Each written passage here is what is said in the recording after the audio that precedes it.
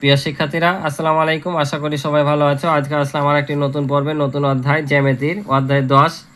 আজকে এই অধ্যায় 10-এর 143 ও 44 পৃষ্ঠার জ্যামিতিগুলো নিয়ে আলোচনা করব। তো অবশ্যই তোমরা শেষ পর্যন্ত দেখবে। আমি তোমাদেরকে সহজভাবে ব্যাখ্যা দিয়ে তোমাদেরকে আমি জ্যামিতিগুলো বুঝিয়ে দেওয়ার চেষ্টা করবো ইনশাল্লাহ। আর আমার চ্যানেলে নতুন হয়ে থাকলে অবশ্যই চ্যানেলটি সাবস্ক্রাইব করে আমার পাশে থাকবে এবং ভিডিও ভালো লাগলে অবশ্যই ভিডিও শেষে একটি লাইক এবং কমেন্ট করে তোমাদের মতামতগুলো জানাবে। আর ইতিপূর্বে যারা চ্যানেলটি সাবস্ক্রাইব করে রয়েছে তাদেরকে অসংখ্য ধন্যবাদ। তো চলো আমরা ওগুলো শুরু করি। তো এখানে জ্যামিতি, এখানে কোণ সম্পর্কে আমরা জানবো যে কোণগুলো কি, কিন্তু তার পূর্বে আমি বলি যে জ্যামিতি যেহেতু আসছে এখানে, তো জ্যামিতি অর্থ কি, জ্যামিতি অর্থ কি বা জ্যামিতি কাকে বলে। তো এখানে জ্যামিতিটা দুইটি খণ্ডে বিভক্ত, একটা হচ্ছে জ্যা এই পর্যন্ত, আর একটা হচ্ছে মিতি। তো জ্যা অর্থ কি? জ্যা অর্থ হচ্ছে ভূমি, জ্যা অর্থ ভূমি, আর মিতি অর্থ হচ্ছে পরিমাপ। কি বললাম? জ্যা অর্থ ভূমি আর মিতি অর্থ পরিমাপ, এই যে দুইটা খণ্ড, ঠিক আছে। তাহলে এ থেকে আমরা বুঝতে পারছি কি, যে ভূমির পরিমাপকে কি বলে? জ্যামিতি বলে। কারণ জ্যা অর্থ ভূমি, মিতি অর্থ পরিমাপ, অর্থাৎ ভূমির পরিমাপ, অর্থাৎ ভূমির পরিমাপকেই জ্যামিতি বলে। তো এই হলো জ্যামিতির অর্থ এবং জ্যামিতির সংজ্ঞা। এবার আমরা আসি কোণ। কোণ কাকে বলে? ঠিক আছে না? কোণ, এখন কোন জিনিসটা কি? তো তোমরা অবশ্যই কোন বরফ খেয়েছো, কোন বরফ খেয়েছে দেখোনি যে কোনটা কেমন? কোনটা হচ্ছে তোমার নিচ দিক একটু ছুচিলে টাইপের, না যে ঠিক এমন, যে এভাবে এসে এমন হয়ে যায়, ঠিক আছে না? এটা হচ্ছে মনে করো কোন বরফ। তো কোনটা দেখবা ঠিক এভাবে এসে এই যে এভাবে মিলিত হয়েছে, অর্থাৎ যে এই যে এই কোণাটা দেখতে পাও, এই কোণাটাকেই কোণের কোণ বলে। তো কিভাবে? এটা যদি একটা বাহু, এটা যদি একটা বাহু আমরা চিন্তা করি বা রেখা চিন্তা করি, যাই বলো না কেন, তো পরস্পর দুইটি রেখা যখন একটি বিন্দুতে মিলিত হয়, দেখো এটা একটা রেখা, এটা একটা রেখা, এই যে একটি বিন্দুতে মিলিত হলো, এই মিলিত স্থানকে বলছে কোণ, অর্থাৎ এখানেই কোণ উৎপন্ন হয়। তাহলে কোণের সংজ্ঞাটা কি? যে যখন পরস্পর দুইটি রেখা একটি বিন্দুতে মিলিত হয়, সে মিলিত স্থানটাই কোণ বলে। এখানে আবার বলেছে দেখো যে কোণ কি এবং কিভাবে কোণ উৎপন্ন হয়। তো কোণ কি তো বললাম যে পরস্পর দুইটি রেখা একটি বিন্দুতে মিলিত হলে মিলিত স্থানকে কি বলে? কোণ বলে। এবং মিলিত স্থানে কোণ উৎপন্ন হয়। কিভাবে উৎপন্ন হয় বলেছে না? এটাই হচ্ছে কোণ উৎপন্ন হয়, যে পরস্পর দুইটি রেখা একটি বিন্দুতে মিলিত হলে কোণ উৎপন্ন হয়, এবং তাকেই ওই মিলিত যেখানে কোণ উৎপন্ন হয় ওটাকে বলছে কোণ। অর্থাৎ পরস্পর দুইটি রেখা একটা বিন্দুতে মিলিত হলে মিলিত স্থানকে কোণ বলে, এবং ওই মিলিত স্থানে কোণ উৎপন্ন হয়। তাহলে আশা করি বুঝতে পারছো যে কোণ কি এবং কোণ কিভাবে উৎপন্ন হয়। এবার বলেছে দেখো নিচের ছবিগুলোতে কোনো কোণা বা কোণ রয়েছে কিনা তা খুঁজে বের করি। নিচের ছবিগুলোতে কোনো কোণা বা কোণ রয়েছে নাকি খুঁজে বের করি। কোণা মানে কি আমরা জানি, যেমন তোমার একটি ঘরকে যদি বিবেচনা করো, তো ঘরের কয়টি কোণা? ঘরের কয়টি দিক আছে? চারটি থাকে না? ওই ঘরগুলোকে, জিনিসগুলোকে কোণা বলছে। যে আমরা যখন একটা দালানের শেষ প্রান্ত বিন্দুতে যাই, দুটি দালানের, ওই দালানটাকে কোণা বলছে। বুঝতে পারছো? যেমন এই যে এ বাড়িটা রয়েছে, এই যে এগুলোকে কোণা বলে, ঠিক আছে। তাই বলছে কোনো কোণা বা কোণ রয়েছে কিনা। তো এখানে যদি আমরা চিন্তা করি, দেখো ঘড়িটার মধ্যে এখানে কি কোনো কোণ আছে বলো তো?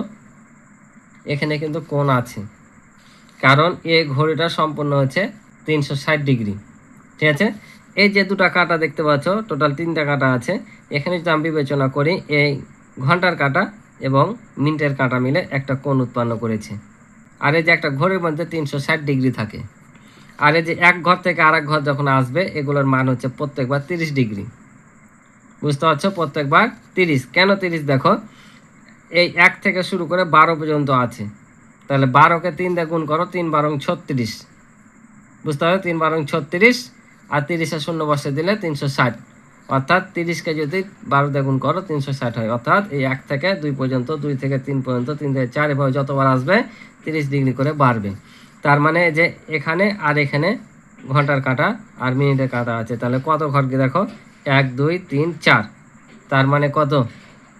3 4 12, অর্থাৎ 120 ডিগ্রি কোণেরা উৎপন্ন করেছে। এই ঘন্টার কাঁটা আর মিনিটের কাঁটা মিলে 120 ডিগ্রি কোণ উৎপন্ন করেছে। আবার যদি আমরা চিন্তা করি সেকেন্ডের কাঁটা দিয়ে, তাও কিন্তু এই কোণ উৎপন্ন করেছে, যেটা একটা কোণ। আবার যদি এটা চিন্তা করি তাও কোণ উৎপন্ন করেছে, বুঝতে পারছো? তাহলে এই ঘড়ির মধ্যে কি রয়েছে? কোণ রয়েছে।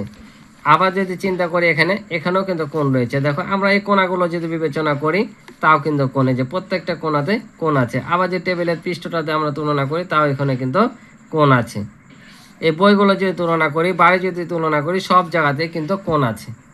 এখন রিক্সাতে দেখবো আছে কিনা, তো রিক্সাতে কীভাবে আসে কিনা, এই যে দেখো আমরা যদি এই বিবেচনা করি এই রড দুটা, তো এখানে একটা কোণ আছে, বুঝতে পারছো? আমরা যদি এই যে সাইকেলের স্পকগুলো চিন্তা করি তাও এই যে প্রত্যেকটা এখানে একটা একটা করে কোণ দেখতে পাচ্ছি। তার মানে আমাদের এই তিনটি ছবিতে কোণা বা কোণ রয়েছে, বুঝতে পারছো? আসলে বুঝেছো? এবার দেখো বলছি একটি গোলাকার কাগজ ও একটি বর্গাকার কাগজ নিই এবং এদেরকে একে অপরের ওপর ঘুরিয়ে বিভিন্ন কোণ তৈরি করি। অর্থাৎ একটি হচ্ছে বর্গ আকৃতির, অর্থাৎ যার চারটি বাহু সমান, আর একটা হচ্ছে বৃত্তাকৃতি অর্থাৎ গোল যেটা। তো দেখো এরা কেটে দেখিয়েছে, এখানে কেটেছে যে একও কেটেছে, আবার এটার ভিতর দিয়ে একটা ভরেছে আর একটা উপরে রেখেছে, আবার টোটাল এখানে কেটে সর্বোচ্চ এটা পেয়েছে। তার মানে এই যে এখানে একটা কোণ উৎপন্ন হলো, বুঝতে পারছো? যখন এটা এই পর্যন্ত নিয়ে এসে এটাকে কেটেছে, শেষ পর্যন্ত এই কোণটা পেয়েছে। তাই বলছে চিত্রানুযায়ী গোলাকার কাগজটির মধ্যবিন্দু এবং বর্গাকার কাগজটির মাঝামাঝি পর্যন্ত কাটি। অর্থাৎ গোলাকার কাগজটির মধ্যবিন্দু পর্যন্ত, অর্থাৎ এই যে মধ্যবিন্দু দেখতে পাচ্ছ এই বিন্দু পর্যন্ত কেটেছে। আর বলছে যে বর্গাকার কাগজটির মাঝামাঝি পর্যন্ত কাটি, অর্থাৎ এই যে বর্গাকার মাঝামাঝি কেটেছে। এবার বলছে চিত্র অনুযায়ী বর্গাকার কাগজের মাঝে বৃত্তাকার কাগজটি প্রবেশ করায়। বর্গাকার কাগজের মাঝে বৃত্তাকার কাগজটি প্রবেশ করায়, এই যে দেখো প্রবেশ করিয়েছে। তারপর বলছে এবং ঘুরিয়ে বিভিন্ন আকারের কোণ তৈরি করি।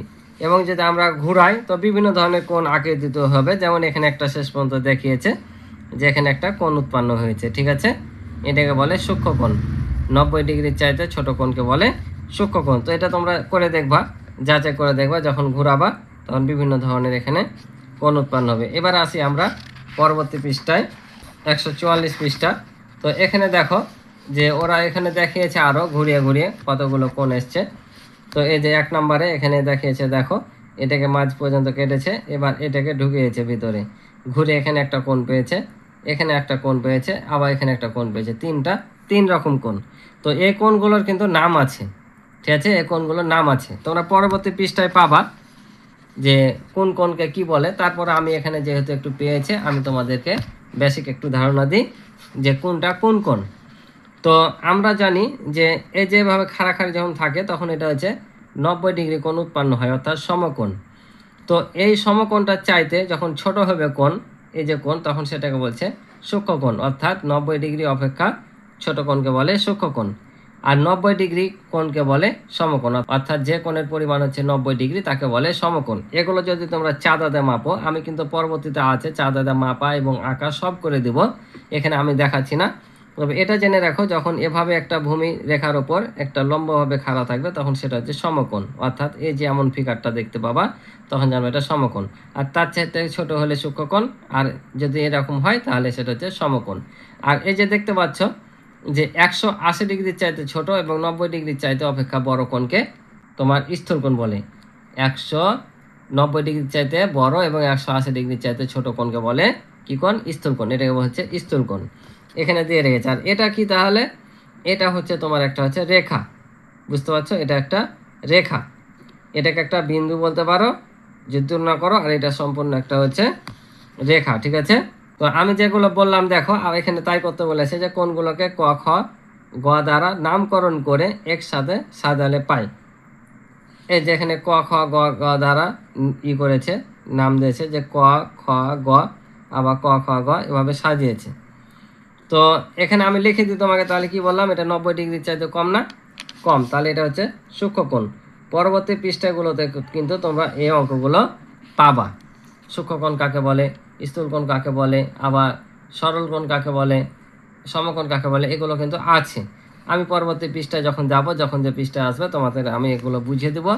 এবং তোমাদের এখানে বৈশিষ্ট্য থাকে, চিত্র অঙ্কন এবং বৈশিষ্ট্য থাকে, সেগুলো আমি পর্যায়ক্রমে তোমাদের শিখে দেবো ইনশাল্লাহ। তো এবার দেখো, তাহলে এটাও কিন্তু 90 ডিগ্রির চাইতে কম, তাহলে এটাও কিন্তু সূক্ষ্মকোণ, বুঝতে পারছো?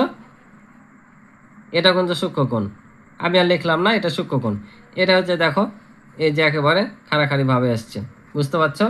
তো আমি তোমাদের একটু মেপে দেখাই, তারপরও দেখো যে এটা 90 ডিগ্রি হয় কি না। এই যে দেখো তোমরা এই দাগটার সাথে মিলিয়ে বসাবা, আর এই দাগের সাথে এই দাগটা মিলাবা। এই যে এখানে যদি আমরা মিলাই, তাহলে দেখো মিলানোর পর এই যে একেবারে যে 90 ডিগ্রির সাথে মিলছে, ঠিক আছে? এটাই হচ্ছে 90 ডিগ্রি বোঝাচ্ছে, বুঝতে পারছো? তাহলে এই 90 ডিগ্রি কোণকে বলে তোমার হচ্ছে সমকোণ। আর এই যেটা 90 ডিগ্রির চাইতে দেখো বড়। আবার 180 ডিগ্রি কোণ কোনটাকে বলে, আমি যদি এই যে একটা সমানভাবে সমান্তর রেখা দিই আর এখানে একটা বিন্দু দিই, তাহলে এই কোণটা হচ্ছে তোমার কি 180 ডিগ্রি। তাহলে দেখো এই কোণটা এই কোণের চাইতে বড় আর এই কোণের চাইতে ছোট না, তাই বলছে যে 90 ডিগ্রি চাইতে ছোট, তাই বলছে 90 ডিগ্রি চাইতে বড় এবং 180 ডিগ্রি চাইতে ছোট কোণকে স্থূলকোণ বলে। তাহলে এটা হচ্ছে সমকোণ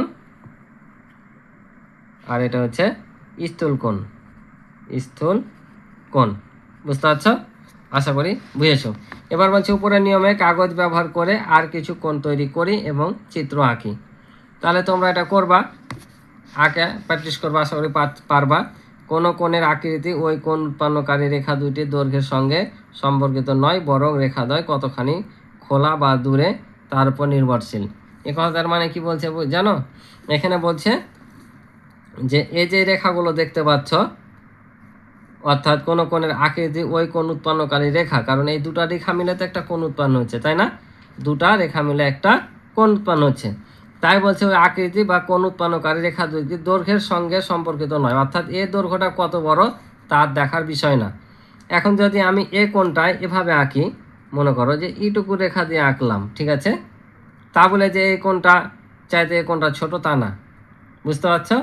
কোণের মাপ কিন্তু একই, তোমরা যে চাঁদা দিয়ে মাপি তারপরও এটা 90 ডিগ্রি হবে। তাই বলছে যে এই রেখাগুলোর ওপর কোণ নির্ভর করে না, কোণ নির্ভর করে যে এই রেখা থেকে এই রেখার এই গ্যাপটা কত দূরে সেটা হচ্ছে নির্ভর করে। তাই এখানে বলছে যে বরং রেখাদ্বয় কতখানি খোলা বা দূরে তার উপর নির্ভরশীল। যেমন দেখো এই রেখাটা কত দূরে এসছে এবং এই রেখাটা কত দূরে এসছে, কত বড় তা কিন্তু না, কত দূরে অবস্থান করছে, অর্থাৎ এখান থেকে এই পর্যন্ত এই রেখাগুলো কত দূরে অবস্থান করছে। যেমন এটা এই থেকে এই পর্যন্ত, এটা এইটুকু, এটা এইটুকু, এটা এইটুকু, অর্থাৎ এটাই বলছে যে রেখার দৈর্ঘ্যের উপর নির্ভরশীল না, রেখাগুলো কত দূরে অবস্থিত তার উপর কোণ নির্ভরশীল, যে কোণটার মাপ কত হবে, বুঝতে পারছো? এবার বলছে আমরা কি কোণের আকৃতিকে সংখ্যায় প্রকাশ করতে পারি?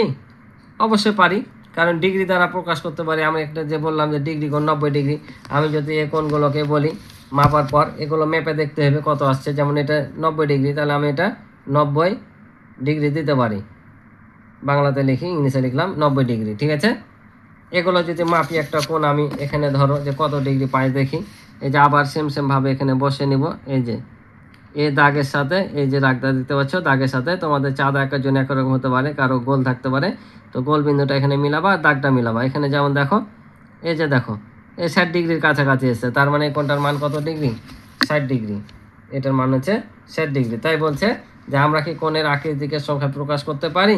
হ্যাঁ পারি, বুঝতে পারছো? বলতে কোণের আকৃতি পরিমাপের একক হলো ডিগ্রি, এই যে একে ডিগ্রি বলে। আমি যে এখানে যে ডিগ্রিগুলো দিচ্ছি, এই যে গোল চিহ্ন, এগুলোকে বলে ডিগ্রি।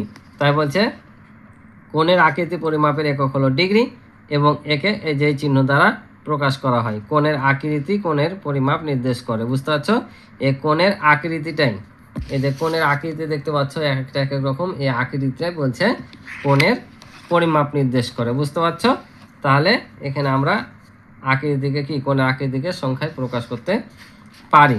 তো এই জিনিসটাও তোমরা তোমাদের সংক্ষিপ্ত বা টিক চিহ্নের জন্য মুখস্থ রাখবা বা মনে রাখবা, ঠিক আছে? পরীক্ষায় আসতে পারে। তো আজকে এই ছিল 143 ও 44 পৃষ্ঠার অঙ্ক। তো আশা করি তোমরা এখান থেকে কিছু হলেও বুঝতে পেরেছো। যদি কিছু বুঝে থাকো, শিখে থাকো, অবশ্যই ভিডিওতে একটি লাইক এবং কমেন্ট করে তোমাদের মতামতগুলো জানাবে। তো আজকে এ পর্যন্ত, ভালো থাকো, সুস্থ থাকো, দেখা হবে পরবর্তী নতুন পর্বে। আল্লাহ হাফিজ।